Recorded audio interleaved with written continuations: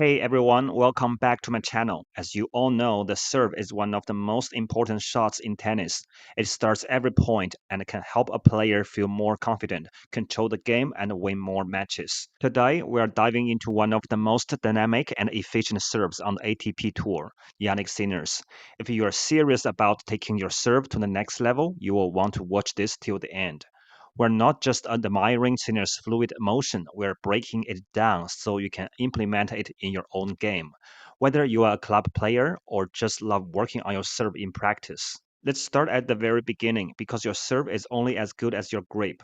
Jannik Sinner uses the continental grip, just like Federer, Djokovic, and pretty much every top level server. But here's the thing a lot of club players mistakenly use a forehand grip. You'll know you're using the wrong one if at the start of your serve, your strings are facing straight down towards the ground. Sinner, on the other hand, starts with his racket face tilted upward, what we call an open racket face. This isn't just a random choice. This setup allows for greater wrist freedom, enabling that snap through contact which generates pace, spin, and accuracy. Here are some tips which can help you for the right grip and racket face. Before you even toss the ball, look at your racket. Are your strings facing up? If yes, great. You're likely in continental grip territory. Still not sure? Place your knuckle and heel pad on bevel 2. Practice that feel. And then you can film yourself and pause the video just as you begin your motion. Train your muscle memory to keep that racket face open. Sinner's serve isn't all arm. It's a full body symphony. Watch closely and you will see his chest rotates away from the net, coiling like a spring. Then just before the swing, he unwinds back toward the target.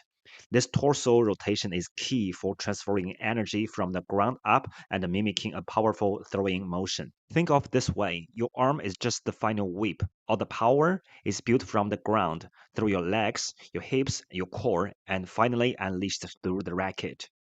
Sinner loads onto his back leg as he starts his motion. Notice how his front toe lifts slightly, and then boom, the back foot steps up almost immediately after the toss. Most amateurs bring the back foot up too late. This breaks the chain. The racket drops too early, then it just sits there, waiting for something to happen. That waiting is lost energy. Here are two drills that can help you to fix this. First, toss the ball and step back the foot up simultaneously.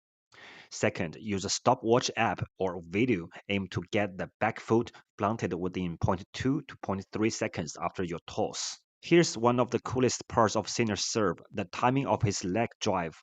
You've heard of the term birthday hat, right? It's the coaching phase that describes the moment when a racket drops behind your head.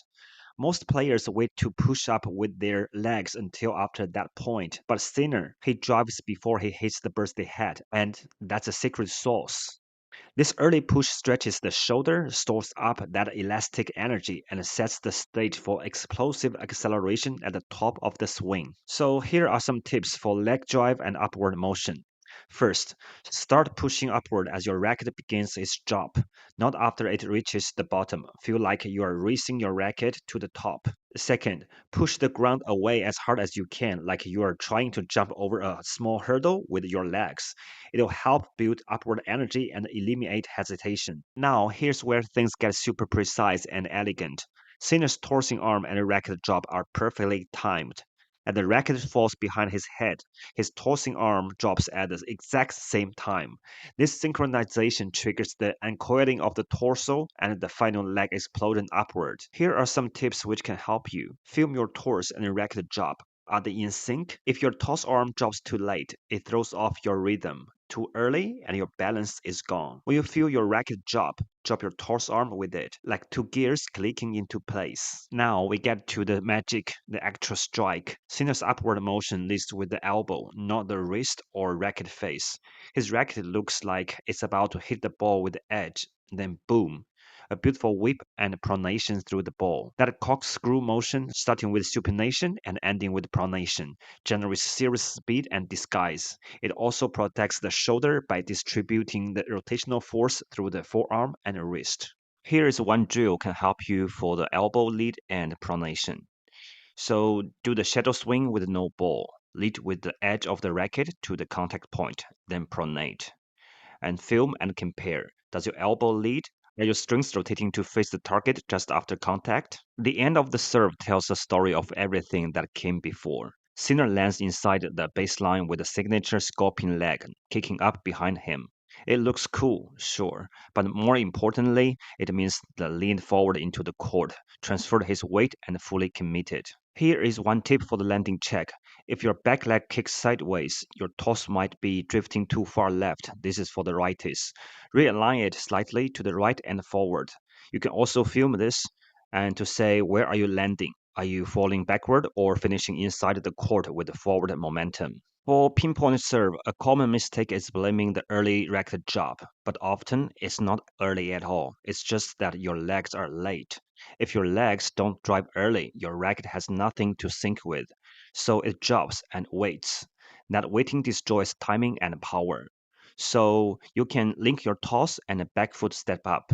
Drive up with the legs the moment your racket begins to drop. That keeps everything in sync. In the end, let's recap everything we covered in this video so you can take it to the court to practice next time. First, start with an open racket face. Embrace that continental grip. Second, coil your torso fully and load your back leg. Third, step the back foot up at the same time as your toss. Fourth, push forward before the racket reaches the bottom of its drop. Fifth, drop your tossing arm in sync with your racket. Sixth, lead with the elbow, pronate and whip through the ball. Seventh, land forward inside the baseline, kick that leg up.